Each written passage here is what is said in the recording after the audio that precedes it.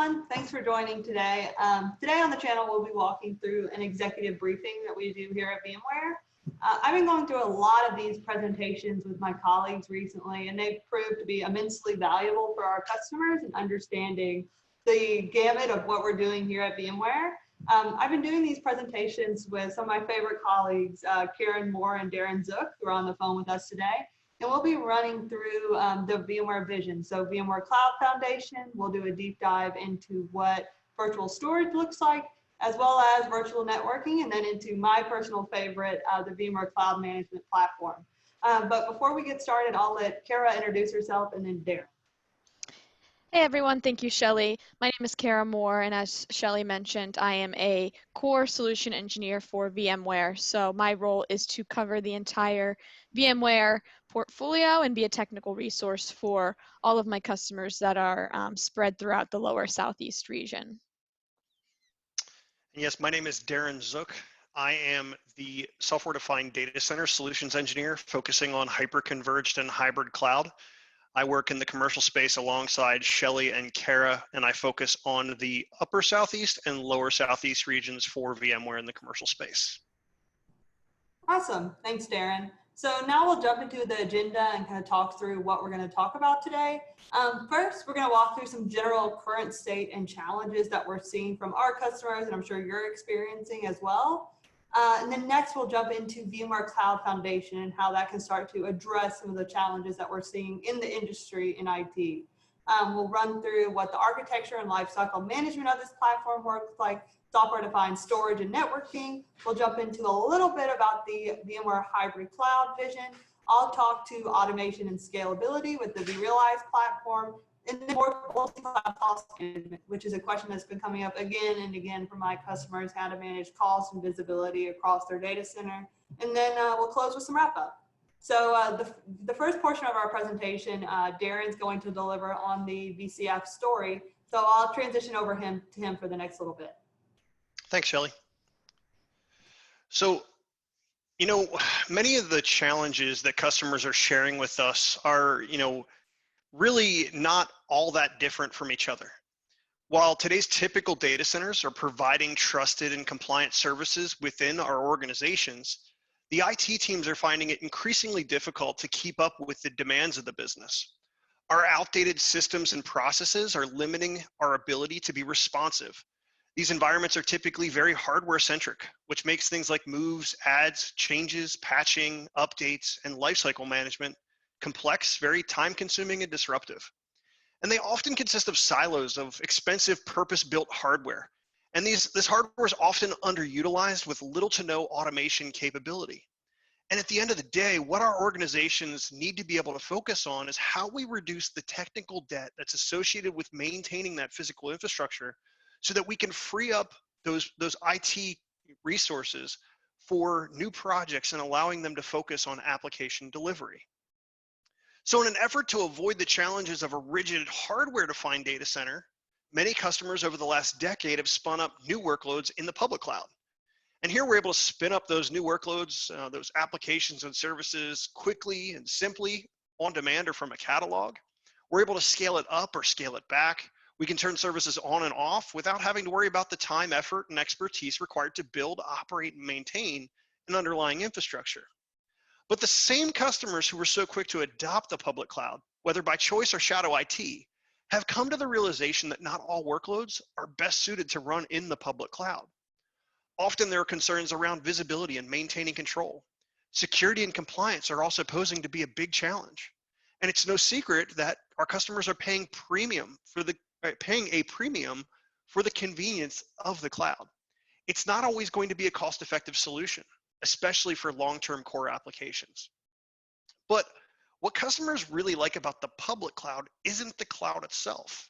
They like the flexibility of the cloud operating model, the fact that it's simple, quick, agile, repurposable, and it doesn't involve an upfront capital investment. And so what we're left with is many IT teams today are now maintaining a traditional operating model and a cloud operating model. And this is proving to be very difficult. We're asked to do more with less across a more diverse range of technologies and skill sets. And traditional and cloud native applications need a single modern infrastructure And this is what VMware is delivering with a hybrid cloud with the software-defined data center. Now, VMware Cloud Foundation allows our customers to utilize what they love about the cloud operating model, but in their on-premise data centers. And this also allows them to span to the edge and out into the public cloud. Now, you often may ask, how are we doing this? Well, we're doing it the same way hyperscalers do it.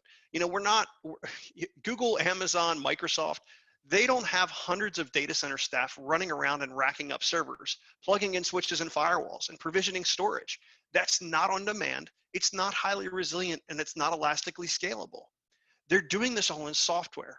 By virtualizing these core silos of our data center into software, we're able to operate more like a cloud provider. Compute, storage, network, security, and management policies can then be configured on demand and changed just as easily with a few simple clicks, with no dependency on the underlying hardware that it runs on and no need for scheduled downtime. Now, VMware Cloud Foundation provides a universal platform that enables your organization to provide infrastructure services to its stakeholders and its customers. What this does is it abstracts away the underlying infrastructure and instead allows your team to focus on service delivery and maintaining a services style approach of how you are ultimately presenting your infrastructure out to your end customers, whether that be developers or the application consumers. And that really, is a much better model than maintaining silos of hardware infrastructure. Now, longer term, this will allow the organization to provide new applications and workloads as the business needs dictate. And it gives you the flexibility to support these new and emerging technologies as the business and customers choose to adopt them. Now, obviously, there's always evolutions as part of any industry, and in IT, there's really no different. The VMware evolution alone, we're really no stranger to this process of evolving throughout the course of IT. And many of our customers recognize VMware as the leader in that abstraction layer for compute. With the introduction of the hypervisor, we helped usher in a new wave of flexibility by being able to deliver new workloads faster and abstracting away the complexity that accompanied purpose-built server hardware solutions. But as application delivery for organizations continued to evolve, a new challenge has presented itself. There's this increased dependence on shared storage in the network, and what that's done is that's revealed a bottleneck to service delivery. As our applications have changed, what we've come to discover is that, the reason that they're looking to the cloud, developers are looking to the cloud to, build these new applications is because we're not able to move fast enough on premise. And so through organic growth in solutions like software-defined storage and acquisition to address the abstraction of networking and security, VMware's portfolio has continued to evolve, which has enabled us to provide customers a completely software-defined data center. With the SDDC built on VMware Cloud Foundation, we deliver a consistent and repeatable solution for the environments that your organization is delivering its services from. By providing a platform solution that focuses on defining application delivery in software, the stack allows your organization to focus on what it does best, which is serving its customers. Now, as this platform has continued to evolve, organizations have looked to us to provide even more flexibility. And so the VMware Cloud provides a complete solution that leverages the core components of the VMware Cloud Foundation framework to give organizations the flexibility of moving these workloads without the need of replatforming or refactoring applications for a native public cloud solution. This also enables customers to make decisions on where workloads reside and move them between public clouds based upon functional data that's provided in a common and consistent management plane that abstracts away the complexity of the traditional multi-cloud adoption that so many IT organizations have really become burdened with. So this is why we built VMware Cloud Foundation. It provides the simplest path to the hybrid cloud through a fully integrated hybrid cloud platform. The new platform delivers a set of software-defined services for compute, storage, networking, security, and cloud management in both private or public environments. VMware Cloud Foundation makes operating the data center fundamentally simpler by bringing the ease and automation of the public cloud in-house by deploying a standardized and validated architecture with built-in lifecycle automation for the entire cloud stack. With security being one of the top of mind priorities for the data center, Cloud Foundation includes end-to-end security built into every level of the infrastructure, from micro-segmentation at the networking layer down to encryption at the storage layer. And for those looking to extend to the public cloud, VMware Cloud Foundation can be consumed as a service through our cloud service provider partners, including VMware Cloud on AWS, Azure, GCP, IBM, Rackspace, and so many more. And this enables a true hybrid cloud based on common and compatible platform that stretches from on-premise to off-premise. So our goal today is to really help you understand how we can take some of the challenges that our customers have shared with us and show you how the VMware Cloud Foundation platform can address these needs. Now, what we've done here is we've broken down some of the specific areas that we have heard have been a challenge based on what we hear from our customers. And we want to map these to the capabilities of the platform solution. So first, one of the big asks is how do we, really provide a solution reference architecture? So let's jump in and see how VMware Cloud Foundation is built. VMware's approach to the software-defined data center is based on the core foundational components that our customers have come to trust and rely on. Over 80% of organizations across the globe leverage VMware vSphere. It's the undisputed #1 hypervisor that our customers depend and rely on for abstraction of commodity compute hardware, as well as the uptime that they've come to expect in a virtualized environment. VMware vSAN is a solution that's been organically grown at VMware.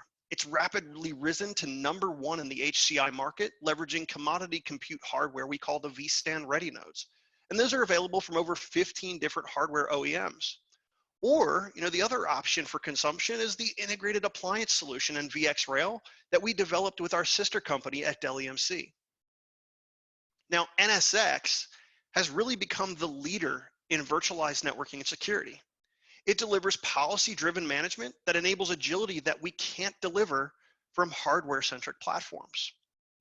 And then this is all bundled and brought together on the cloud management side with the vRealize suite to ensure seamless and non-disruptive operations across clouds and gives our developers the tools they need to be able to ensure a consistent deployment across multiple environments as well.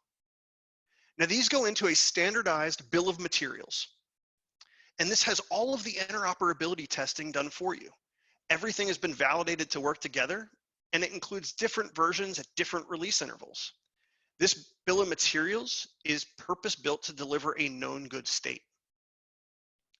So when it comes to making this bill of materials work together, we need to ensure that we don't have snowflakes. We want to ensure that we always have the same standardized design in a repeatable fashion. And this is where we leverage tried and true best practices that VMware has iterated over time.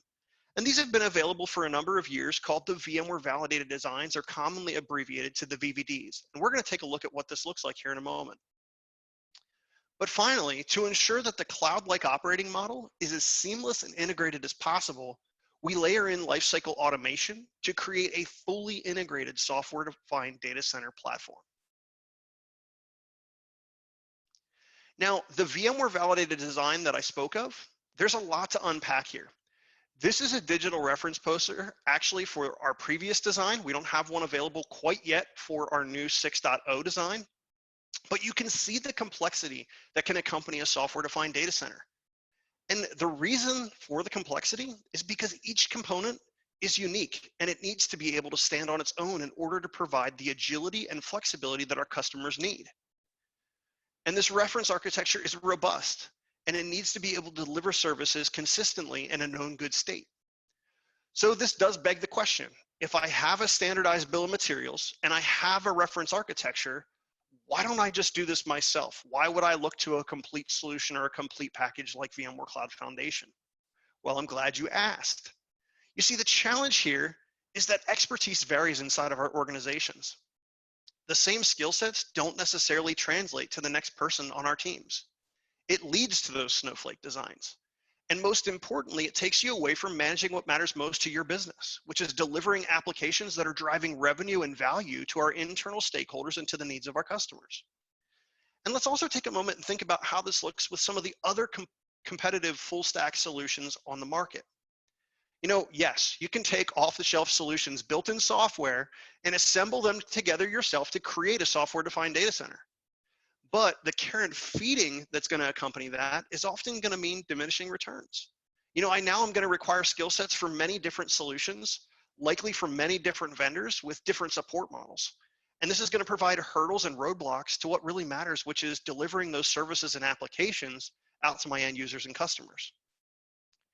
VMware Cloud Foundation, kind of illustrated here by the fully assembled Corvette engine on the right, helps alleviate a lot of these pain points. It gives you a single platform to build, run, and manage these applications, moving the infrastructure out of the way and allowing you and the team to focus on application delivery, security, and availability to the organization and to your customers.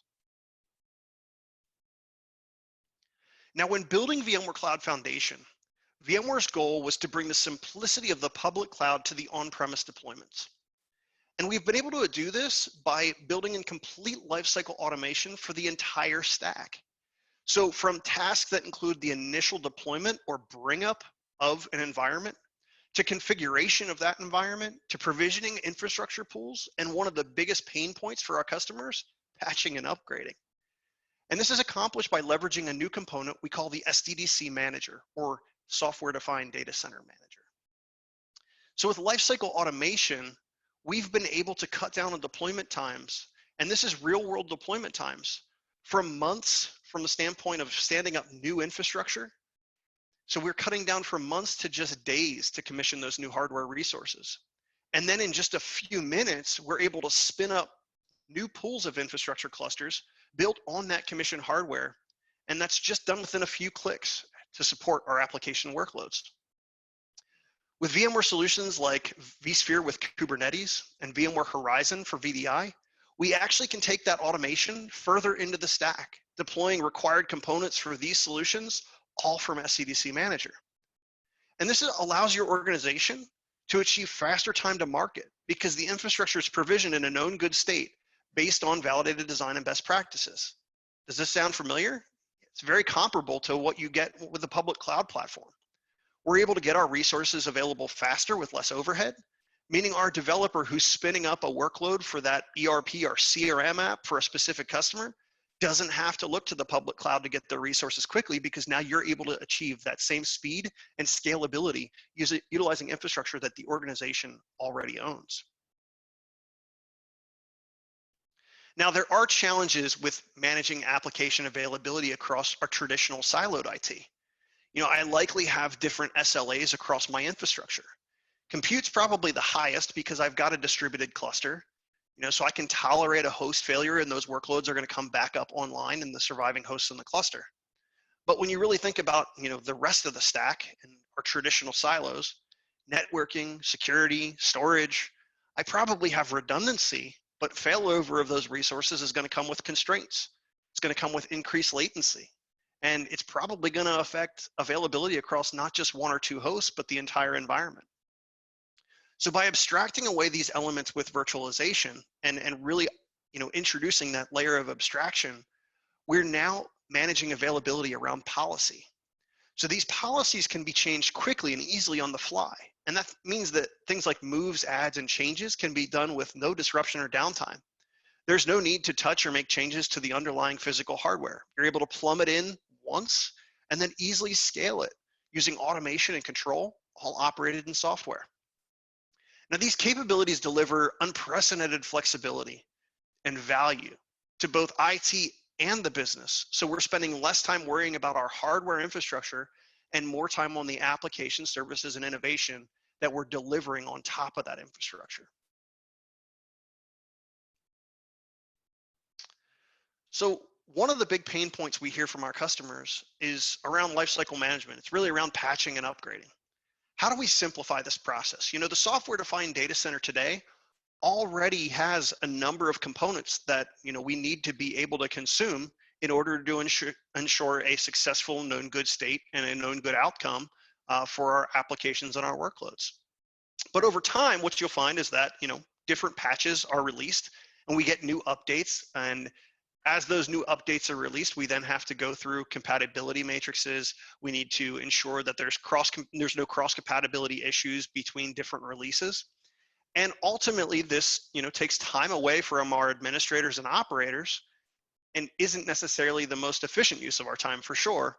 And that could be time that's spent working on the ensuring availability of specific workloads or specific workload needs.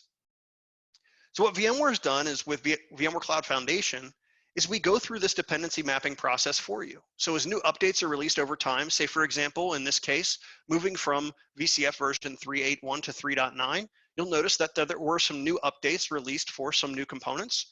And what we did is we did that entire mapping process for you.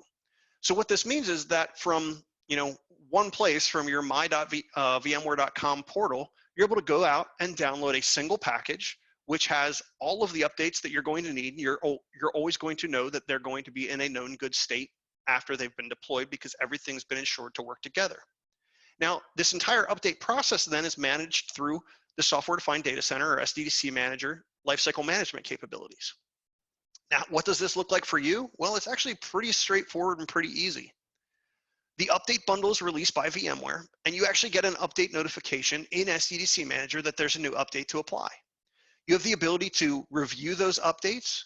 And then what's even better about this is that we take this a step further when it comes to scheduling. So in a lot of cases, I may not necessarily want to update my entire environment at one time. I may want to do this in a much more phased approach. Perhaps that the reason I'm upgrading is because I'm looking for a new feature or capability that's in a newer release that I don't have today.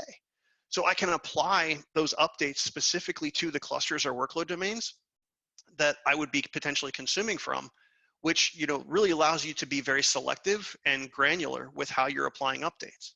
And then finally, we can monitor and report on those to ensure that, again, everything is compliant and we don't have any issues or anything like that from a overall ease of management perspective. Now, when it comes to security, I think this is something that's always at top of mind for all of us. Intrinsic security is built into every layer of the VMware Cloud Foundation stack. And this is something that VMware takes very seriously. Whether it's at the network with microsegmentation or IPsec tunneling VPNs, whether it's at the compute layer with VM level encryption or encrypted vMotion. We don't think about encryption now just at data at rest. We also have to think about what's it look like in motion, and VMware's continuing to evolve our platforms to ultimately support additional levels of encryption and security at that level. And then at the storage level, when we think about encryption, data at rest encryption is something that many storage platforms offer, but many of them are confined to self-encrypting disks, which add additional expense and overhead to the storage solutions that we're consuming from. And one of the things that's unique here about our vSAN platform is the fact that we don't require self-encrypting disks. And we actually have FIPS 140-2 validation from an external third party to ensure that we can do this all in software. And then at the management layer, a big component of security is also ensuring that we have compliance across, all of our hosts, all of our workloads with specific profiles and specific parameters that we may outline. We will ensure that those policies are always being applied across the board. And so leveraging the vRealize suite and leveraging vRealize operations, we're able to ensure that we are compliant across the board and across our entire footprint. So that's a little bit at a high level about VMware Cloud Foundation. Next, what I would like to do is dive a little bit deeper into the hyperconverged infrastructure and really focus on the storage and understanding why it's important to move towards software-defined storage. A hyperconverged architecture can remove dependencies from hardware feature sets. And I don't think that's anything, that's really a surprise to anyone. But what we're doing here is we're doing the same thing we did with the traditional server hardware platforms. We're abstracting away a lot of the features from the underlying hardware. And you can address and apply the right settings in the right way for each workload individually running in the data center. And as organizations look toward the cloud and are looking toward, for more interoperability with other public or private cloud environments, by being able to apply these settings in a very granular way, utilizing software, is quickly turning into a requirement.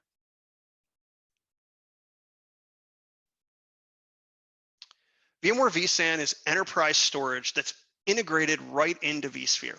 If you are running any version of vSphere since vSphere 5.5, the VMware vSAN bits are actually already in your hypervisor. It's just a matter of installing that license key and turning it on.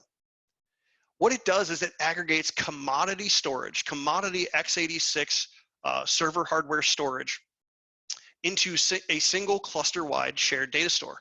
So we're just leveraging those internal disk bays that are sitting inside of the hosts that you're already running today. And as soon as you populate those disks and you fire up those vSAN services, you can create disk groups and create that cluster-wide data store. Now, as with any HCI solution, it's very easily scalable, and it's managed through storage policy, which we're going to talk a little bit more about. But it's all managed through vCenter. So there's no additional panes of glass. We're literally taking that entire storage silo and we're collapsing it into vCenter, which is really, really unique when it comes to the management consistency that we need within a software-defined data center.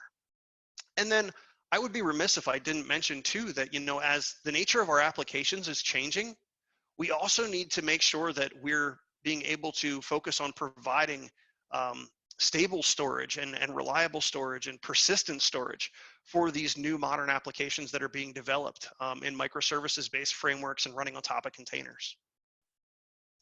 Now, as with any HCI solution, vSAN has the ability to scale up by adding additional capacity. And so by adding that additional capacity, we can support additional workloads or perhaps just more capacity for the workloads that we already have.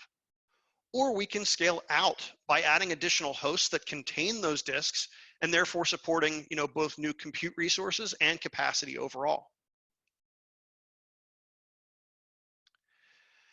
So what really makes VMware vSAN different when it comes to the hyperconverged infrastructure space is the fact that, at the end of the day, when you think about storage, the way that we've always treated storage is that we've pretty much applied a peanut butter spread approach.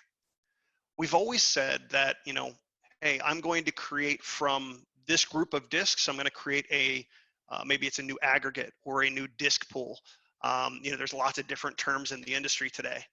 But, from those RAID groups, and the RAID groups that ultimately make up those pools and aggregates, we're really getting the same levels of performance no matter how many LUNs we carve up on top of them.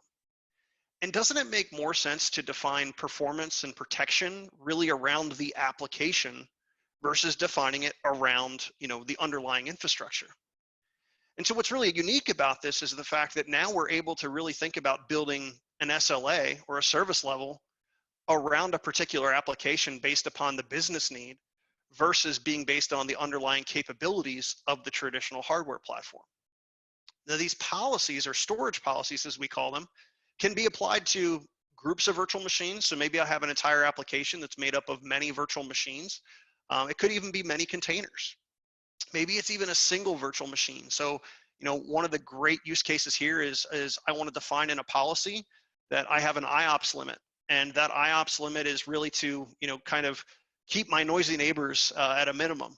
And so I could apply that single policy to a single virtual machine that's being exceptionally noisy. I can actually go as granular as applying them to an individual VMDK of a specific virtual machine. And then also for VMDKs for containers, for container persistent volumes. And so again, this is all managed through vCenter. It's really simple and scalable. So this is putting the power back into your hands and really allowing you to show even more value to the organization, because now you're actually able to define the outcomes that the business is looking for at a technology level. And again, this is relatively uncharted territory when we really think about the industry at large, because so much of this has always been really dependent upon the peanut butter spread approach. So with that, that's all I really wanted to cover at a high level from a storage perspective. Next, what I'd like to do is hand it over to my partner in crime, Kara, and she's going to talk a little bit more about the networking and security. Thanks, Darren. And so really to kind of build on that and to address some other challenges we've seen with customers over workload mobility and maintaining high availability and consistency, across multiple sites and multiple locations, I'm going to jump in and discuss virtualized networking and how we can address some of those challenges. So we've discussed vSphere, and you all know the stability of that platform. And we've now hit on hyperconverged storage and how we're able to spin up virtual machines and storage profiles with performance and protection policies in a matter of minutes. However, we're still held up by having to configure networks and ensure security on those workloads. So we find that oftentimes the hardware-defined approach to doing this is complex and manual, and security just isn't consistent nor controlled. And to be able to deliver that consistency traditionally requires large capital and operational expenses. So what we did with compute with vSphere 20 years ago, and then with storage, we did with networking as well. So by extracting those network functions, the routing, the switching, the load balancing, the firewalling, embedding them in software, and running them at the hypervisor layer, we now have this platform that gives you the flexibility to use your underlying commodity network gear and hardware resources similarly to how you do it with vSAN. So with virtualized networking, we can now go through this whole process of deploying an application and spinning up its network in minutes. And by using policy-based management and software for the network, it's now just as easy to set up IP addresses, subnets, and networking constructs as it is to create new workloads or to spin up a new virtual desktop. And you'll see that when we get into the management piece, how we can tie in things like automation to create blueprints that include those networking pieces as well. So this is really a way for us to have better manageability and visibility that spans, not just the data center, but all the way out to the edges as well. And while there's a lot of value in just automating the network configuration and deployment, there's really a whole nother aspect to this network virtualization piece, and that's security. So when we look at the big cyber attacks today, the majority breach the perimeter by just compromising one machine, whether that attacker is using technology or exploiting an employee with the phishing email, they'll attack that low priority system first. And then once they're inside the data center, they really have free range to move laterally. So when we look inside the data center, how are we securing our workloads if someone is to breach that perimeter firewall? We have the physical firewalls that are between VLANs, but within that VLAN, our virtual machines have open communication. So with what we call microsegmentation, we're able to apply more granular and complete control over that traffic that's moving east to west, with policies and firewalls that sit in between every workload at the virtual NIC level. So similarly to automating the network configuration with policy-based management, we leverage policy-based management for security as well. With NSX security groups and tags, we're able to orchestrate this policy and write different rules that grant just the right privileges between virtual machines. So we can have security policies to make sure that only the people and only the traffic that's authorized to move east to west is allowed. We can base these on virtual machine name or operating system. We can tie in user groups into Active Directory. We can regulate which ports on virtual machines are talking to each other and what IP addresses are being used. And we can even set higher level application attribute policies. So for example, PCI compliance. You can see this PCI scope. Workloads that also need to comply with PCI can automatically inherit those security policies when they're created. So for example, a web service on one virtual machine might only be able to talk to a database service on another virtual machine. We can tag these virtual machines and write policies to regulate this that are going to follow and be enforced on those virtual machines if they're migrating across hosts or across clusters or even across private and public clouds, giving us complete control.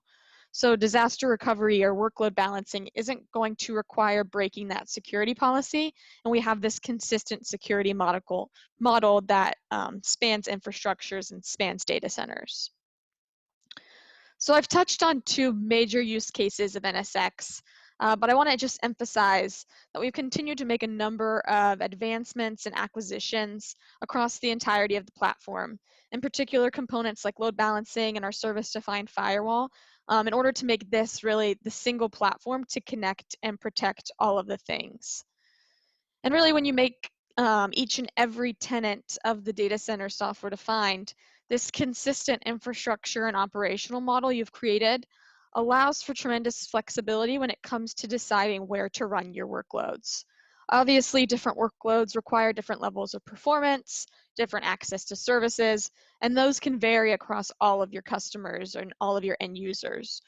So with VMware Cloud Foundation, you're running that true software-defined data center that can be extended to a number of cloud providers depending on what you and your end user's business and application needs may be.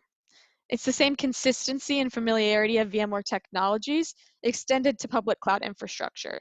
So there's no need to refactor applications or train teams to develop skills for public cloud.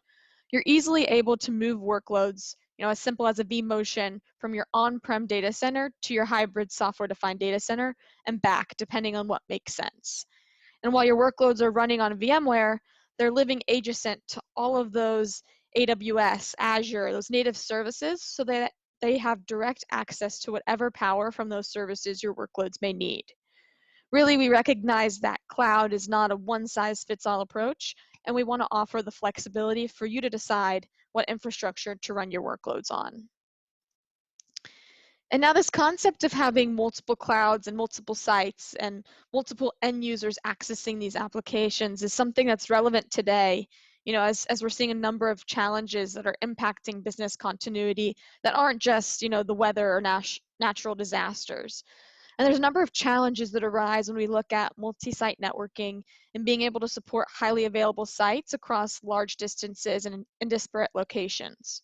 So when we look at migrating applications, remapping IP addresses, and configuring networking on a destination site, this is all done manually, and there's often gaps in security and compliance across these sites with no visibility really into traffic flows.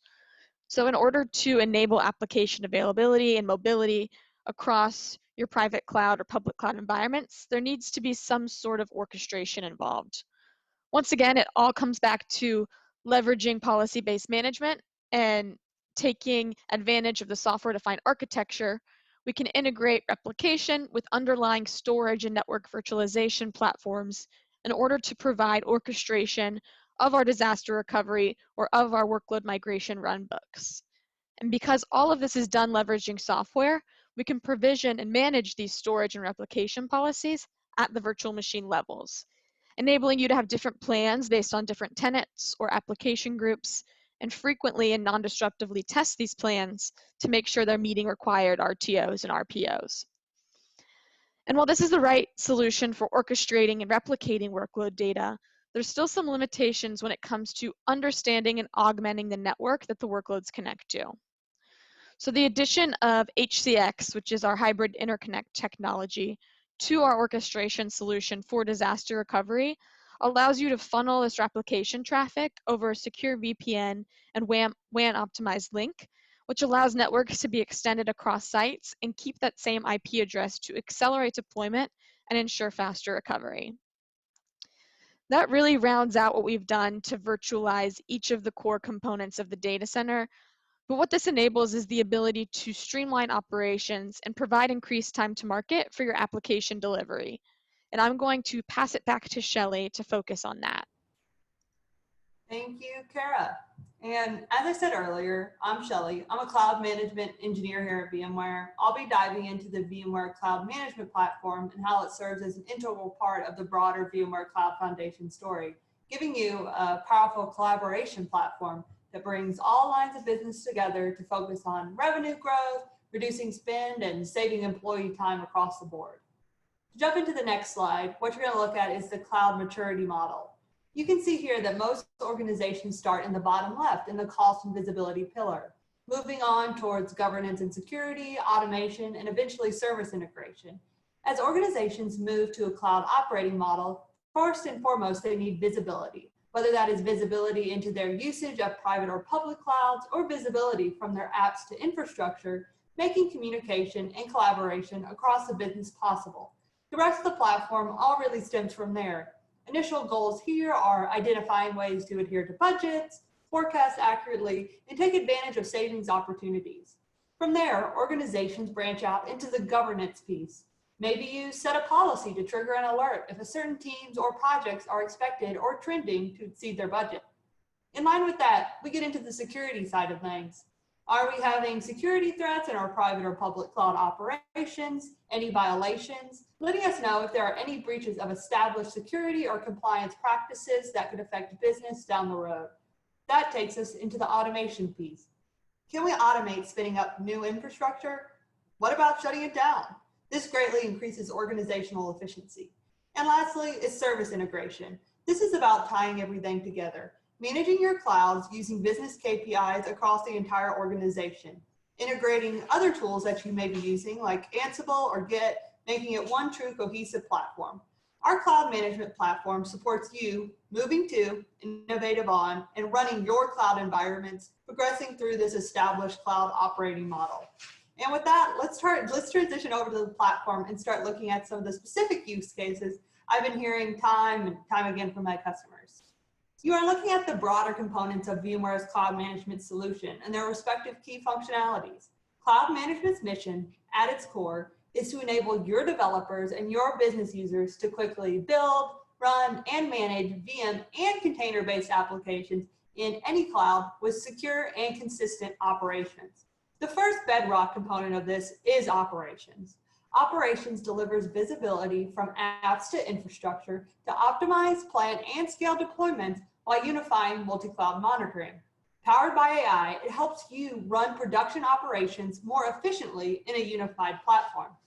The next component is automation. This is the part of the platform that enables self-service access to your multi-cloud environments. Self-service access to your infrastructure greatly increases agility, productivity, and efficiency while reducing your complexity, streamlining your processes, and delivering a DevOps-ready platform. Layering across both of these are the business management components. This includes automated costing analysis, consumption metering, cloud comparison, and planning capabilities. These components provide an easy way for your teams to understand costs, communicate effectively with their business counterparts around these costs, and be able to plan better for future spending. Lastly is the platform's ability to extend management to third-party systems and leverage your existing investments with open APIs, management packs, orchestration tools, and software development kits. This can enable many things for you. A few examples include having automation handle dynamic inventories and grouping for ongoing Ansible Tower Day 2 management, or receiving operations health infrastructure alerts in your team's Slack channel. Next, I'm going to dive into two specific cloud management use cases I've been hearing every day in conversations with my customers. The use cases here are the need for enhanced infrastructure automation and scalability, and second is a better demand on the grasp of multi-cloud management. Let's jump in. The first use case I've been hearing is the increased need for agility, faster time to market, and high availability. My customers need to build powerful infrastructure as code platforms with infrastructure pipelining support for service delivery. They need layering across their internal processes with consistent automation throughout the lifecycle of an application. This is similar to the challenges that I've been helping my customers through time and time again. This use case is where our vRealize automation services come in. These services make it easy and efficient for developers to build and deploy applications by allowing teams to streamline application delivery, enable cloud flexibility and choice, and control risk. Additionally, these services facilitate collaboration between traditionally siloed groups, helping further with accelerating business innovation. The first component of our automation services is VMware Cloud Assembly. Developers want the same experience of automating deployment and consumption of infrastructure and applications in private and hybrid clouds as they adopt in public clouds. Cloud Assembly delivers unified provisioning across clouds through declarative infrastructure as code, completely integrated with our platform, whether the workload is being run on-prem, in AWS, Azure, GCP, or VMware Cloud on AWS. With Cloud Assembly, IT and cloud operations teams can orchestrate and expedite infrastructure and application delivery in line with DevOps principles, improving the overall developer experience. Developers get the same on-prem experience equivalent to what they're already receiving provisioning resources from native public clouds. The next component is Service Broker. Service Broker provides simple, self-service access to multi-cloud infrastructure and applications resources from a single catalog without requiring disparate tools. With Service Broker, operations teams can more effectively govern resource access, enforce security, ensure deployment, and fortify business policies across your multi-cloud. And the last component is VMware CodeStream. Developers are creating and iterating on applications faster than ever, but this work is often delivered using a combination of manual scripting and a mix of delivery tools. This creates challenges with delivery speed, visibility, and troubleshooting for code releases. CodeStream automates this code and application release process with a comprehensive set of capabilities for application deployment, testing, and troubleshooting. With CodeStream, enterprises get code and applications out faster and reduces the time it takes to correct issues when they arrive. The second use case I've been hearing from my customers all the time is around cost and price visibility. They need to gain greater visibility into financial aspects of their infrastructure and the ability to optimize their operations based on that. You all need to be providing service costing data, showback and chargeback capabilities, and cost benchmarking against known public clouds. I have seen that with a lot of my customers, the financial aspect of deploying VMs is becoming more critical. Showing the cost or price of a VM to an end user influences their behavior when requesting new VMs or maintaining their existing VMs. With our cloud management platform, there are two ways to look at VM from a financial perspective. The first is cost and showback. This is how much you, as the provider of infrastructure for your VM, spend to run the VM on behalf of your customer and show that back to them. The next is price and chargeback. Price is how much you charge your customer for running their VM and how much you're going to charge them back for that service. Let's start with cost. In Virtualized Operations, you configure cost drivers to let the system automatically determine how much a VM costs based on your specific infrastructure cost. Cost drivers cover server hardware, storage, licenses, application, maintenance, labor, facilities, and many others, all configured within our Virtualized Operations platform. On the right, you can see our cost by application dashboard for operations, where you can view and show back application costs by grouping VMs in the platform and mapping that back to your infrastructure. In addition to that, as I said, is price. Price is how much you charge your customer for running their VM.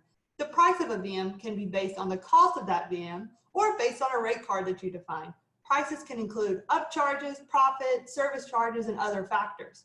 While Virtualized Operations calculates both VM price and cost, the integration with Virtualized Automation is designed to always show your developers and end users the VM's price. This gives you, as your multi-cloud admin, the ability to define prices as you see fit for your infrastructure and use cases.